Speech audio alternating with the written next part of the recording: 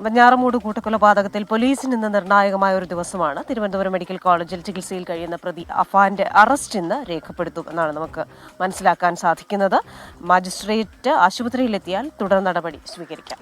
അതേസമയം ഗുരുതരമായി പരിക്കേറ്റ് ഗോകുലം മെഡിക്കൽ കോളേജിൽ ചികിത്സയിൽ കഴിയുന്ന അഫാന്റെ മാതാവ് ഷെമിയുടെ മൊഴിയും ഇന്ന് രേഖപ്പെടുത്തിയേക്കും. അജീഷ് ജയകുമാറാണ് ഇതിന്റെ കൂടുതൽ വിവരങ്ങളുമായി തിരുവനന്തപുരത്ത് നിന്ന് തത്സമയം ചെയ്യുന്നത്.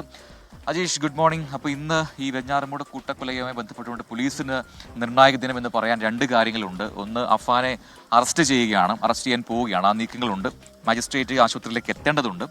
രണ്ട്, ഈ ഷെമി എന്ന് പറയുന്ന അഫാന്റെ മാതാവ് ചികിത്സയിൽ കഴിയാണ്. അവരുടെ ആരോഗ്യനില മെച്ചപ്പെട്ടു എന്ന വാർത്ത ഇന്നലെ തന്നെ അറിഞ്ഞതാണ്. അപ്പോൾ അവരെന്ത് മൊഴി നൽകുന്നു, അപ്പോഴാണ് ഒരു യഥാർത്ഥ ചിത്രം നമുക്ക് കിട്ടുക, എന്താണ് ആ വീട്ടിനകത്ത് നടന്നത് എന്നുള്ള കാര്യങ്ങൾ. പക്ഷേ ചില സൂചനകളൊക്കെ നേരത്തെ പുറത്തു വന്നിരുന്നു. ഇവർ മക്കളെ കുറിച്ചൊക്കെ അന്വേഷിക്കുന്നു. അപ്പോൾ എന്ത് സംഭവിച്ചു എന്നതിനെക്കുറിച്ച് അവർക്ക് വലിയ ധാരണയില്ല. അപ്പോൾ ഈ റിയാലിറ്റിയൊക്കെ ഇനി എങ്ങനെയാണ്, ആരാണ് പറഞ്ഞു കൊടുക്കുക എന്നൊക്കെയുള്ളൊരു ചോദ്യമുണ്ട്. അപ്പോൾ എന്താണ് ഇന്ന് നടക്കാൻ പോകുന്ന കാര്യങ്ങൾ ഈ കേസുമായി ബന്ധപ്പെട്ട അജീഷ്?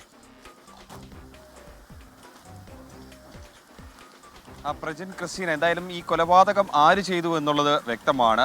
എന്തിനു ചെയ്തു എന്നുള്ളതിൻ്റെ ഏതാണ്ട് ഒരു ചിത്രം മാത്രമാണ് നിലവിൽ നമ്മുടെ മുന്നിലുള്ളത്. ഇനി രണ്ടുപേരുടെയും മൊഴി അത് നിർണായകമാണ് പോലീസിന്. കാരണം ഈ അഫാൻ കഴിഞ്ഞ ആദ്യ ദിവസം, ഈ കൊലപാതകം നടന്ന ദിവസം സ്റ്റേഷനിൽ കീഴടങ്ങിയ സമയത്ത് ഒരു പ്രാഥമിക കാരണം പറഞ്ഞിരുന്നുവെങ്കിലും അത് അവ്യക്തതകൾ ഉണ്ടായിരുന്നു അക്കാര്യത്തിൽ. പിന്നീട് അഫാൻ എലിവിഷം കഴിച്ച് ആശുപത്രിയിലായി. പോലീസിന് വിശദമായി ചോദ്യം ചെയ്യാനൊന്നും സാധിച്ചിട്ടില്ല.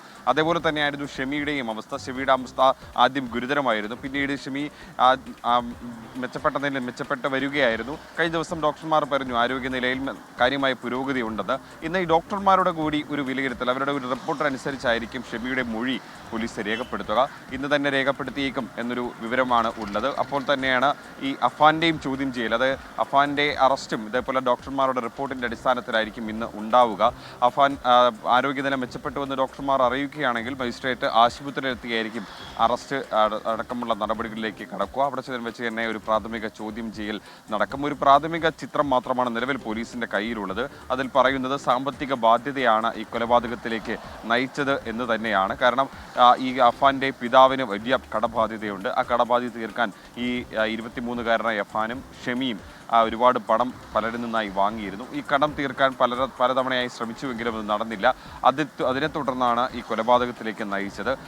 സാമ്പത്തിക, അതായത് പണം തരാത്തതിൻ്റെ ഒരു വൈരാഗ്യത്തിലാണ് മുത്തശ്ശിയും അപ്പോൾ തന്നെ പിതൃ സഹോദരനെയും അദ്ദേഹത്തിൻ്റെ ഭാര്യയെയും കൊലപ്പെടുത്തിയത്. അമ്മയെയും അതേപോലെ തന്നെ പെൺസുഹൃത്തിനെയും അനിയനെയും വളരെ ഇഷ്ടമായിരുന്നു. താൻ ഇല്ലെങ്കിൽ അവരെങ്ങനെ ജീവിക്കുമെന്നുള്ളൊരു ആദി ഉണ്ടായിരുന്നു. അതുകൊണ്ടാണ് അവരെയും കൊലപ്പെടുത്തിയതെന്നൊരു പ്രാഥമിക മൊഴിയാണ്, പ്രാഥമികമായിട്ടുള്ളൊരു ചിത്രമാണ് നിലവിൽ ഈ അഫാൻ പോലീസിന് നൽകിയിട്ടുള്ളത്. പക്ഷേ പോലീസിന് അത് പോരാ. പോലീസിന് പൂർണ്ണമായിട്ടൊരു വ്യക്തത വരണം. അതുകൊണ്ട് തന്നെ പോലീസ് വിശദമായി ചോദ്യം ചെയ്യും, പരമാവധി തെളിവുകളൊക്കെ ശേഖരിക്കും. കഴിഞ്ഞ ദിവസം നിർണായകമായ രണ്ട് CCTV ദൃശ്യങ്ങൾ പോലീസിന് കിട്ടിയിരുന്നു. ഒന്ന്, അഫാന്റെ പെൺസുഹൃത്ത് ഫർസാന ഈ വീട്ടിൽ നിന്ന് നടന്നു വരുന്ന ഒരു ദൃശ്യങ്ങളായിരുന്നു. ഒപ്പം തന്നെ ഈ അഫാന്റെ അനിയൻ അഫ്സാൻ ഈ ഹോട്ടലിൽ ഭക്ഷണം വാങ്ങാൻ എത്തുന്നു. അവിടെ ഏതാണ്ട് അരമണിക്കൂറോളം ചിലവഴിക്കുന്നതിൻ്റെ CCTV ദൃശ്യങ്ങൾ പുറത്തു വന്നിരുന്നു. എന്തായാലും ഇതെല്ലാം ആസൂത്രിതമായിട്ടാണ് ഈ കൊലപാതകം നടത്തിയതിൻ്റെ തെളിവാണ്. ഇനി ഏത് സമയത്തൊക്കെയാണ് ഈ കൊലപാതകങ്ങൾ നടത്തിയതിൻ്റെ ഒരു വിവരങ്ങൾ കൂടി ഇനി പുറത്തു വരേണ്ടതുണ്ട്. ഹജീഷാണ് വിശദാംശങ്ങൾ നൽകിയത്. ഹജീഷ് പറഞ്ഞതിൽ ഏറ്റവും പ്രധാനപ്പെട്ട കാര്യം, ഇതിൽ പ്രതി ആരാണെന്നതിൽ വരെ സംശയങ്ങളൊന്നുമില്ല. പക്ഷേ ആ വീട്ടിനകത്ത് അന്ന് എന്ത് നടന്നു എന്നത് ഏറ്റവും പ്രധാനപ്പെട്ട കാര്യമാണല്ലോ. ഇതിന് തൊട്ട് മുൻപ് ഈ കുട്ടിയൊക്കെ പുറത്തേക്ക് വിളിച്ചു കൊണ്ടുപോകുന്നതും റെസ്റ്റോറൻറ്റിൽ പോകുന്നതും ഒക്കെ നമ്മൾ കണ്ടതാണ്. പക്ഷേ ആ സമയത്ത് വീടിനകത്തുണ്ടായ വാക്കേറ്റമോ അല്ലെങ്കിൽ തർക്കമോ അതിനെക്കുറിച്ചൊന്നും നമുക്കറിയില്ല. അപ്പോൾ അത് പറയേണ്ടത് ഒരു പക്ഷേ ഇപ്പോൾ ആരോഗ്യപൂർവ്വ സ്ഥിതിയിലേക്ക് വന്നിരിക്കുന്ന ഷെമിയാണ്, അഫാന്റെ മാതാവാണ് അല്ലെ. മാതാവിന്റെ മൊഴി ഈ കേസിൽ വളരെ നിർണായകവുമാണ്. അപ്പോൾ എന്താണ് കൃത്യമായി സംഭവിച്ചതെന്ന് ആദ്യം മാതാവിനെ മനസ്സിലാക്കണം എന്നുള്ളതാണ് അതിലെ ഏറ്റവും പ്രയാസകരമായ കാര്യം.